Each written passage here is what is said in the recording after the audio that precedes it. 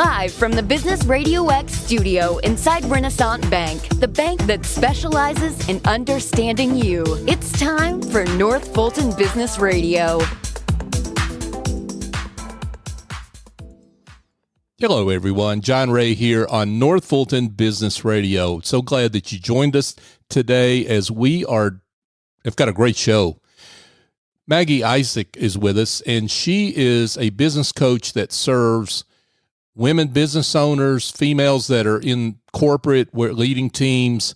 And if that fits you and your journey, then you need to stay with us because Maggie's got some great insights to share.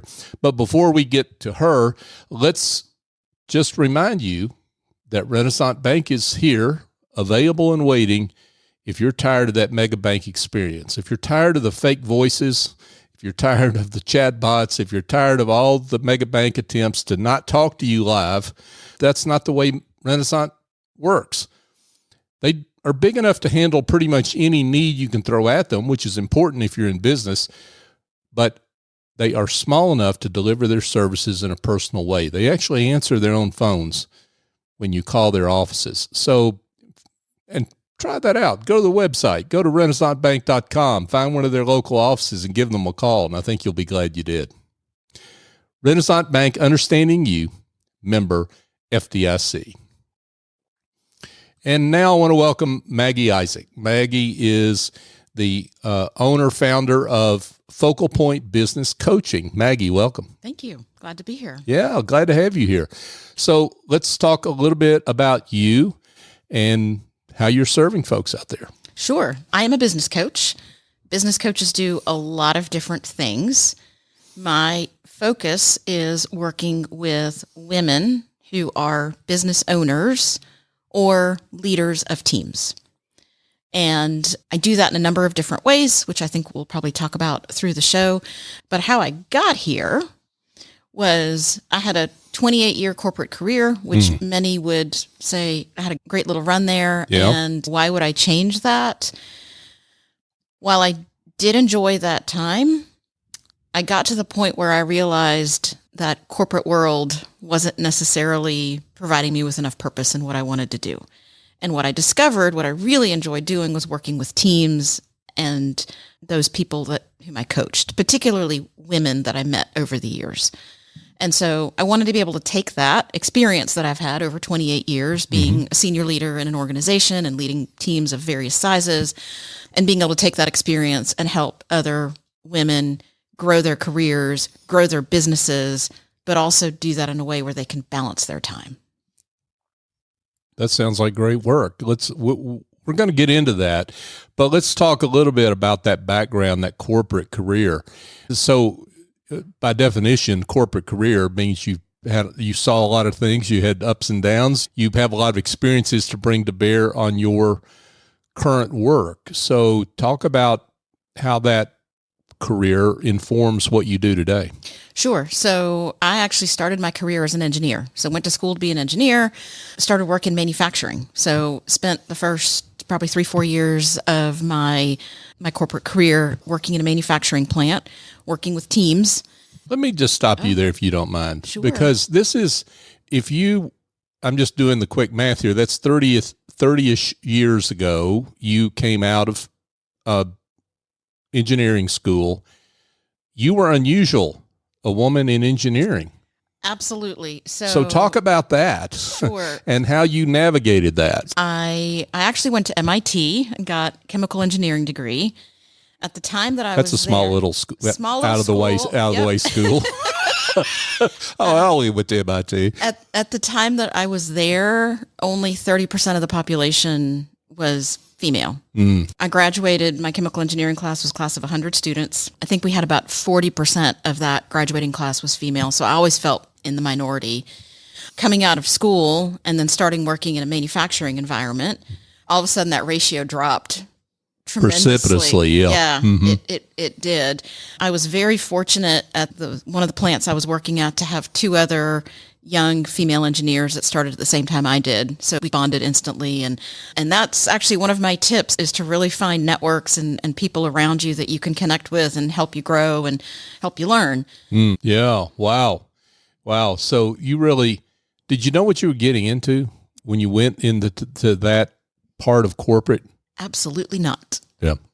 Absolutely not. In fact, my very first role in a manufacturing plant was at a unionized factory.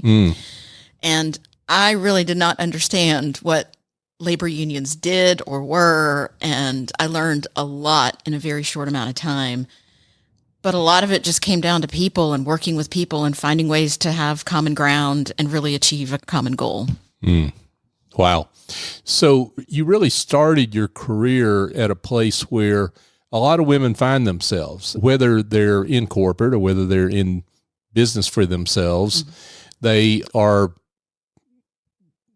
struggling to find peers and struggling to find folks that can relate to their own experience. Absolutely. Absolutely.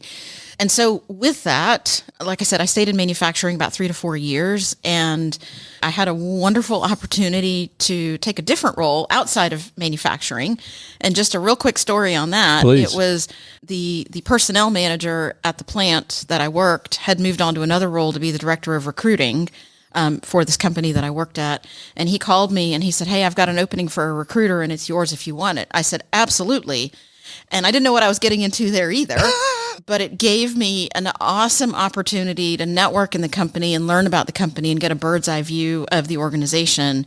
And that really helped propel my career going forward. And it literally turned into, after that, I literally was getting phone calls about my next opportunity. And so for many years, that network that I had built created the job opportunities for me. And that was really important. Yeah. Wow. But it sounds like that was certainly important, but it also sounds like what was important for you in your journey was being open to new and different opportunities and not maybe overanalyzing. Yes, a lot of that had to do with my faith. Okay.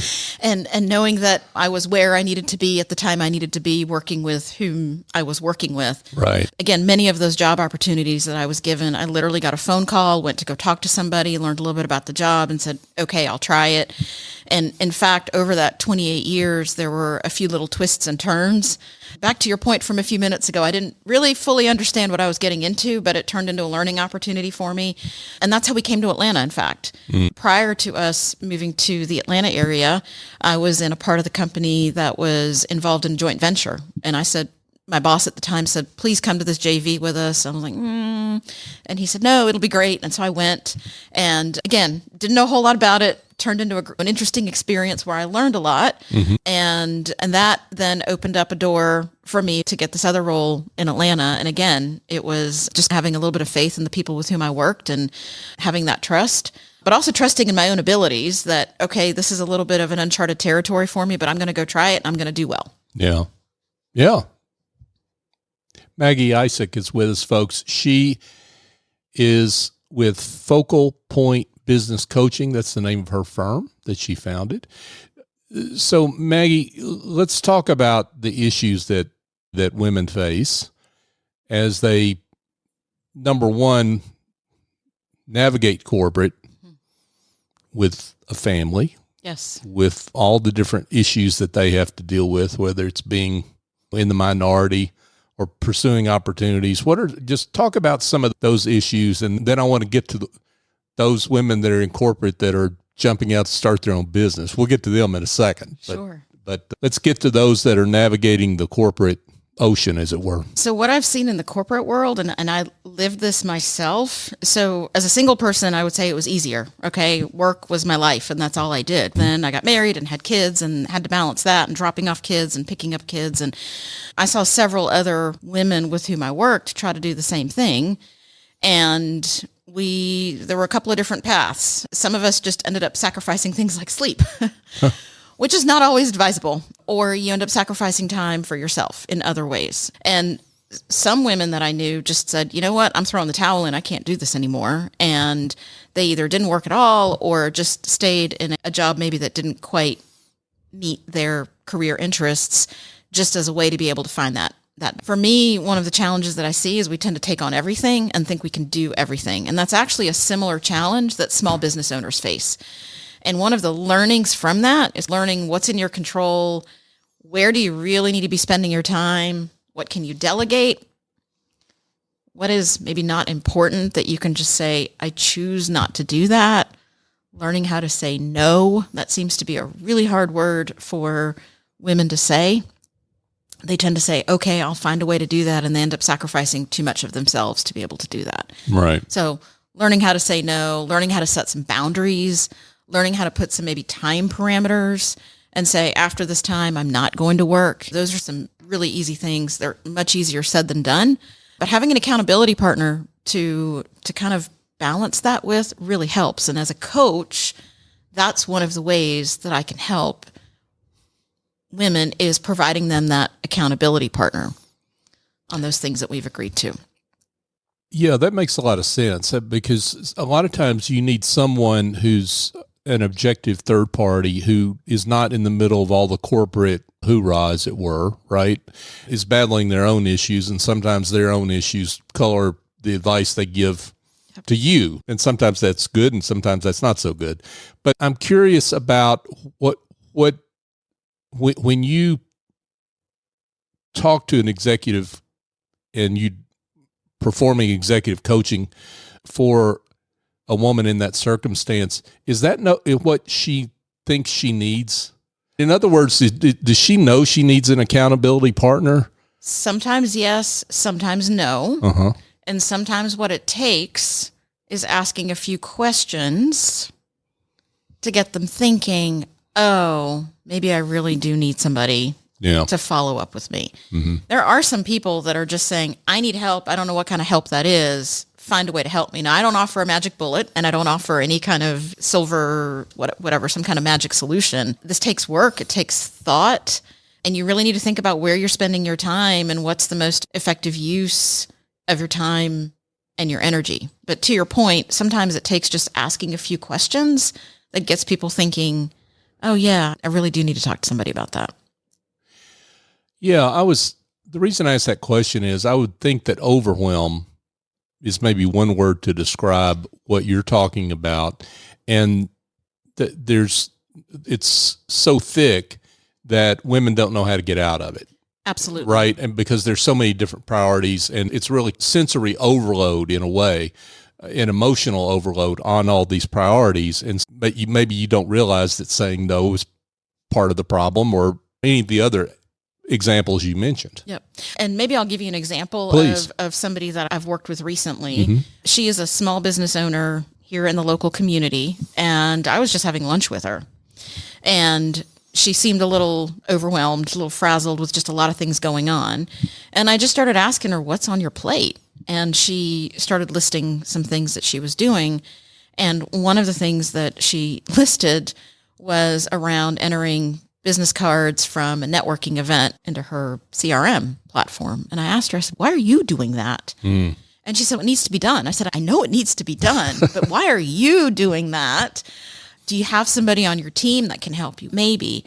Have you thought about just hiring somebody just to do that little task? And she stopped and thought about it. And she said, yeah, I don't really need to be doing it. And so again, it goes back to the point that I mentioned a few minutes ago. Sometimes it just takes somebody asking one little question around why to get you to think about, yeah, there's not really a good answer why, and I need to find a different solution. And that could be the tipping point to get somebody to think about maybe delegating some tasks or saying no, or finding another way to solve a problem or to get a certain task done without doing it themselves. Again, we always feel like we just need to do it ourselves. And that's again, one of the most common pitfalls that I see. So the next time I met with her, I asked her about the business cards, and she said, yep, I've got somebody else working on that now. And she smiled when she said that. Yeah. And you gave her freedom, right? And a lot of people, that's what they need. They just need to know they have the freedom to execute on some of these things. And it's okay. Absolutely. I have another example I can give you. Another please. Client that I'm working with. She's a solopreneur, and with her business, she's got a couple of different areas. And I didn't want to say this to her when I first started working with her. And as a coach, I'm not going to tell somebody do A or do B. I'm going to ask questions to get them to think about, should I do A or B? And I felt like her offering was really broad and she was spreading herself out in a number of different areas. And we've been working together now for a couple of months. And literally last week in our conversation, she said to me, I think I'm going to drop this particular part of my business. And I said, what led you to that conclusion? And it was several of the conversations we had had up until that point in terms of understanding who she was serving, why she was serving them, and what value she was providing them, and what that piece of business was bringing to her bottom line, and how much energy she was spending on it. And she realized she was spending a lot of energy on this particular part of the business for a small number of clients where she really wasn't getting the kind of return that she wanted. And she realized there was an opportunity cost that if she took that time and energy that she was spending over on this side of the business and transferred it to her main offering, she was going to generate a lot more revenue, but also enjoy what she was doing tremendously more. So again, it just takes asking some of these questions to have somebody realize, yeah, I probably shouldn't be spending my time on B. I really need to focus that and spend my time on A, as an example. Yeah, what you're describing there, and see, I wanted to get to women business owners, and you've given two examples here that make it sound like what women that leave corporate and start their own business, they're basically trading one set of overwhelm, if you will, for another. And it just has different labels on it and different stresses. And of course, family's always there. You always have that. But so talk about that and how that happens. How, and of course, men are guilty of this too. We know this. But how when you trade, you come out of corporate and you trade for what you hope is a better life, and you realize I've got the same overwhelm. It's just defined differently or constituted differently, right? It is. And I would maybe frame it this way. I think sometimes people leave corporate thinking the grass is greener somewhere else. And then when you get over there, you realize the grass is just a different shade of... it's parched. Yeah, a different shade of yellow or brown, or just a different shade of non-green. Yeah. And you realize some of those same challenges you have. Okay, so managing your time, as an example, in the corporate world, and I'll use me as an example, I felt like I was never in control of my calendar. Like meetings popped onto my calendar. I had these staff meetings and these things, and I felt like I didn't have as much control over my calendar. One would then think, as a business owner, I've got 100% control of my calendar. Maybe not as I work with clients and they say, hey, can we meet at this time or that time? I really want to accommodate them. And you may not have as much control over your calendar as you think you do. And that's a really simple example. But then when you think about also, and I'm going to use a framework, John, that I use with my clients, it's called the 3 Eyes of the Business Owner. And it comes from a book called E-Myth Revisited. And it's around this idea that any business owner, or really a leader, has 3 separate lenses of work that they do. One is called the technician, and that's around the day-to-day operation of the business. The middle layer is, and that eye is typically looking here and now. The middle layer is around the managerial, which is looking backwards. How did I do yesterday? How did I do last week? How am I performing? And it's around managing the business. The third eye is the entrepreneurial, which is looking forward. It's that visionary, let me set strategy, let me think about goals. And what tends to happen in both for business owners and in the corporate world, we tend to spend all our energy on what I call the technician work, which is the urgent here and now, what's screaming at me now to get it done. And typically it's 95% of our time we spend there. And those are the things that we can delegate, outsource, say no to, and make choices about, because no one, as a business owner, is going to do my entrepreneurial work for me. In the corporate world, no one's going to manage my career for me. I've got to do that for myself. I've got to be the one to do that middle layer of work, which is the managerial, which is looking back, how did I perform? If I'm running a business, managing a business, what did my sales look like? What does my lead funnel look like? What are those other indicators that I look at of my business, and how do I start to change that trajectory? I also typically can't hire somebody to do that for me. And so it's thinking about where are you spending your time in those 3 buckets, again, on both sides, small business owners and in the corporate world. and being very intentional about saying, you know what, I'm going to take a few minutes of my day or my week, or I'm going to block off this afternoon and I'm going to do this entrepreneurial work. I'm going to do this managerial work because I can't outsource that. And then the flip of that is looking at what's in that technician work and making a list of it, like the business card example that I used from a few minutes ago, and saying, what can I either choose not to do, say no to, or delegate, or find a way to get done in a different way. Great words from Maggie Ishak. Focal Point Business Coaching is her firm. Why coaching? And I say that sounds flip, but I say that to help folks understand the difference between coaching, consulting, and a lot of different things ways that you could help people, right? Great question, John. So let me start with this first.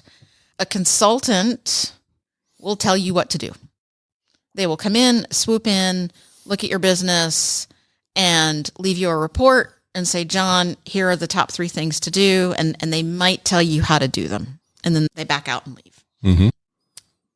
And it's their decisions. It's their analysis, their decisions. And so if I looked at your business, for example, and said, John, I think you should do blah, blah, blah, then you're going to be like, Maggie told me to do this. And so you're going to do it, or you may or may not do it, but it's what somebody else told you to do.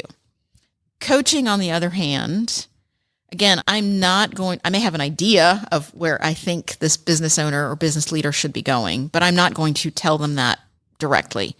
I'm going to ask them a series of questions, maybe give them a framework to think through, give them a template, some kind of structure, some kind of way to analyze the situation so that they can then come to the conclusion. So a lot of it is maybe dropping breadcrumbs and helping them get to where they need to be. I'm going to use a couple of analogies. Yeah, please. So think about a swimmer. Swimmers have coaches. Good swimmers have coaches. Think about Olympic swimmers, professional swimmers. They have coaches. And where are their coaches typically? Are they in the pool with them? Generally not. Yeah, right. They're generally on the outside of the pool, maybe on the ledge, and they're looking down into the pool. And they can see a lot of different things that swimmer cannot see while they're in the water. And it takes asking those questions and sharing those observations to be able to help make that swimmer better. Okay. Maybe the last thing I'll add to that too is, even as a coach, I have a coach. So I have a mentor coach that I talk to every couple of weeks, and she keeps me accountable, keeps me on track. But also, if there's a day where maybe I've had a tougher day, or maybe I didn't get some phone calls back that I was expecting, or just something happened, she'll say, what's on your mind? And I will say what's on my mind. She'll ask me some questions, get me reframed, refocused, and I leave my calls very positive, ready to go with maybe a couple, 2-3 things that I need to do. And so as I coach my clients, I always start off my conversations with them with, what are we celebrating? What are your wins? And sometimes they say, I don't have any. And I say, yes, you do. Think about the last week or since we last met. What's one good thing that's happened? What's one thing that you're proud of? And almost always, when they start with one, they will come up with 2 or 3 or 4 or 5 more. And that helps really set the tone. And as we talk through our sessions, at the end of it, where I will leave them, we may have talked about a number of different things. What are your top 2 or 3 actions? Again, getting back to that feeling of overwhelm, there's nothing more overwhelming than a to-do list that's got 50 items on it. We'll pick the top 2 or 3 and say we're just going to focus on those. If you can get more done, great, but just pick the top 2 or 3, and that's what your focus is between now and the next week. And when you really focus that energy on those top 2 or 3 things, you can get things accomplished and get things done, and then come back the next week and say, okay, I'm ready for more. What's next? Yeah, and it really helps with, back to what we were talking about earlier, a direction out of the whirlwind of overwhelm, right? That's really what people need, is help in prioritizing this whirlwind they're in the middle of. Absolutely. In fact, I met with somebody just last week. She's not yet a client. This was one of my first couple of meetings with her. She's in the corporate world. She's looking to make a change with her career direction. She knows she's capable of doing more. And I think she just felt stuck. And I gave her a simple template and a framework that we use to talk about what's her vision for her career? Where does she want to be in a year? How does that translate to 90-day goals, projects? And then from that, we left that session, and she wasn't even a client yet, with 2 actions.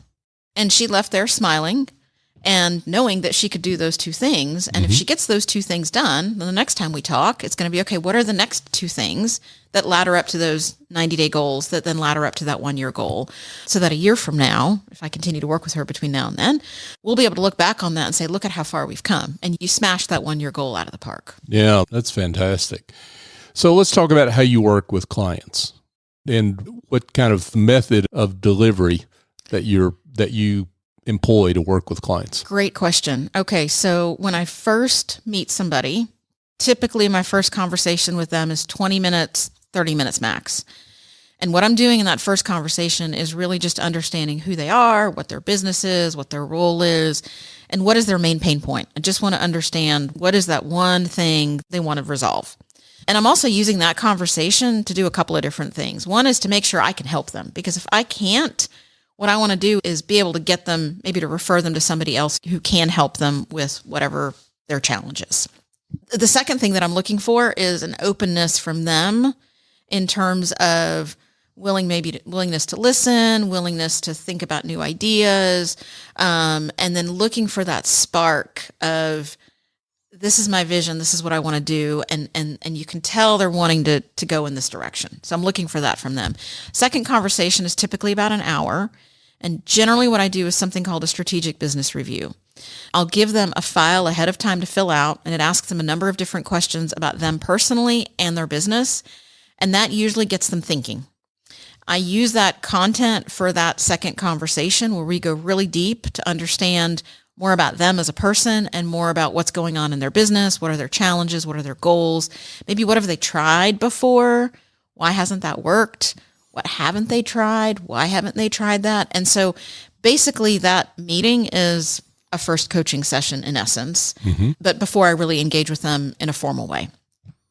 But I want them to get some value out of that meeting and really learn how I work and what working with me would be like. Okay, so it gives them a taste of that. Got it. Then at that point, John, we would then say, okay, how do we engage? Yeah. And so with that, it could be one-on-one coaching. That's my bread and butter. Typically 1 hour once a week with clients, typically at the same day and time. And that's very customized and focused on what their business goals are. And I let them drive how we want to navigate from meeting to meeting. Okay. The other couple of offers that I have, so for small business owners, I have group coaching, which is generally more affordable than one-on-one, but it's less customized. Right. And in the group coaching cohort, it's 8 sessions over 14 weeks, very structured curriculum that takes business owners really from soup to nuts of understanding who your ideal client is, and then coming out of that with building a sales strategy, a marketing strategy, and a strategic plan and a dashboard to run your business. So things that sometimes business owners hadn't really thought about, but I break it down into really simple, easy to understand, easy to digest templates and methods to use to help build that business structure. The third way with small business owners, and I'm really excited about this one because it actually came out of my group coaching cohort this past year, was I'm calling it my Coffee Connect. So it's specifically for female business owners, women business owners. We're going to do this on Zoom because I know people are busy and don't want to drive anywhere, but bring your coffee, and we're going to meet twice a month on Zoom. I'm going to bring an educational topic to the meeting, but then it's going to be what's on your mind as business owners. And let the women that are in this group, it's going to be no more than 8, bring what's on their mind, and let's talk about it. So the idea is to give women a forum to collaborate, to connect, maybe to share what's on their mind, share a problem. And then somebody else may say, you know what, I had that problem and this is what I did. And to use that as a way to really generate some great energy and some great collaboration among women business owners. On the corporate side, I have things like assessments, which we can talk about maybe a little bit later, and workshops that are more built for team settings, to use them to identify really what's going on in the team and how to build a team action plan and how to equip that leader to work more effectively with the team. A lot to choose from. There's a lot. Yeah. And I guess it just depends on time commitment, the desire for customization, how you value as a potential client working one-on-one versus in a group, that kind of thing, right? Yes, absolutely. Yeah. Absolutely. I have one client when I first met with her to give her different options, I was thinking she was going to go group coaching, and she came back. She said, "Nope, I want the one-on-one time. I want it to be just about me and my business." And it's going really well. And she's been able to really generate some great insights and move her business forward. On the other hand, there are some people that like the group coaching because they like that group interaction as well. And they want the more structured format of that. That makes sense. So you've shared several already, and thank you for that. But you have another success story you'd like to share that helps illustrate the great work you do? Sure. So one of the ways that I work with clients is with assessments. So with corporate clients, I may do something called, and I do this with everybody, it's called a DISC assessment. And for those that may not have heard this term before, it's really around assessing your communication style, and it impacts how you lead and how you work with others. And the way DISC assessments work is there are 4 primary communication styles. They each have different strengths, different opportunities. And John, most people are dominant in one of these 4, and they approach others as if they were just like them. And the success story related to that is I have a new client with whom I just started working. And again, when I start working with clients, I start with a DISC assessment. We got the DISC assessment back. And in fact, while I enjoy working with women, I don't discriminate. So this client is actually a gentleman that I'm working with. Okay. So he was dominant in 2 of the 4, like very dominant in 2 of these 4 communication styles. And he was very proud to tell me, he's got a very successful business here in the area. He was very proud to tell me that as he works with clients, there are some that he just tells based on something, and I'll get to that in a minute. He tells them, "We're not the place for you. We're not the firm for you." And when I got into the details of what was happening there, in fact, what was happening is anybody that was dominant in the other 2 communication styles where he wasn't dominant, he was looking at that difference as a business difference, not a communication difference. So he had this epiphany of, oh my gosh, I've probably been turning away clients that could be really loyal clients on the basis of they didn't make decisions as quickly as he did. And I'm going to oversimplify the communication style, but he tends to be a strong leader and makes decisions quickly and be very bold. Some people are a little more thoughtful and want to think through their decisions. He was looking at their time to make decisions as a lack of commitment, not as they just needed to process the time to make those decisions. And so what came out of that conversation was he now has a new question to ask them, and that's, what information do you need to make this decision? So that it takes the pressure off a little bit in terms of them needing to decide quickly, but it also gives him some insight in terms of maybe what's on their mind, what's keeping them from deciding. And it really was an eye-opening moment for him when he realized he probably was turning away 50% of his clients that could have been really good clients. Oh, wow. All based on this assessment and learnings and having some more self-awareness about that.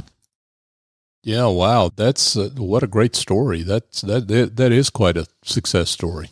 Congratulations on that. Well, thank you. Yeah, and all the great work you're doing, Maggie. We're just delighted we could shine a light on that work, and glad to have you here in the studio. But before we let you go, we have to get to the most important question, of course, which is how folks can find you, because I'm sure there are some having listened to this interview that want to find you. Sure. I'm on LinkedIn. So if you go find me on LinkedIn, Maggie, Magie, Ishak, Ishak, just go search me. You can find me on LinkedIn. You can message me there. You can also see some of my work that is posted on LinkedIn. I also have a website, Maggie Ishak, MagieIshak.focalpointcoaching.com. On my website, John, there are a couple of different things. One is a free business assessment for a small business owner or a business leader. You can go on there. It's a quick assessment. It takes about 10 minutes to do, and it'll come back to you with a scoring of different areas that we can focus on. And so clients that come to me that way, that gives me a great starting point to be able to ask some questions to them. So LinkedIn or my website are probably the two easiest ways to find me and find out more information about my work. Maggie Ishak, folks, Focal Point Business Coaching is her firm. Maggie, thanks again for coming in. We appreciate you and keep up the great work you're doing. Thank you, John. It was great to be here. I really appreciate the time. Absolutely. Thank you. Hey, folks, just a couple quick things before we let you go for today. I've got a book out, and if you are a solopreneur, small business owner that focuses on services, you basically sell your expertise, this book is written for you. It's especially for you if you have issues around communicating your value, your positioning, helping clients understand your value, business development, and of course, pricing. If those are issues that you're dealing with in your business, this book is written for you. It's called The Generosity Mindset, and you can find it at thegenerositymindset.com. Find out more information and where to buy the book. It's basically where all great books are sold. So go check that out if you're interested in that book. Also, I just want to thank you. If you're listening to the show, I want to thank you because that means you support our work here at North Fulton Business Radio, and we're coming up on 9 years of this show, and we've only gotten this far because of your support. You continue to like the show, you share on social media, you send us great guests, and as a matter of fact, I'm going to shout out Delisa Medlin, who connected Maggie and I, so shout out to you, Delisa. And I'm so grateful to all of you who support this show and help us to be the voice of business in the North Fulton region and beyond. Thank you for your support.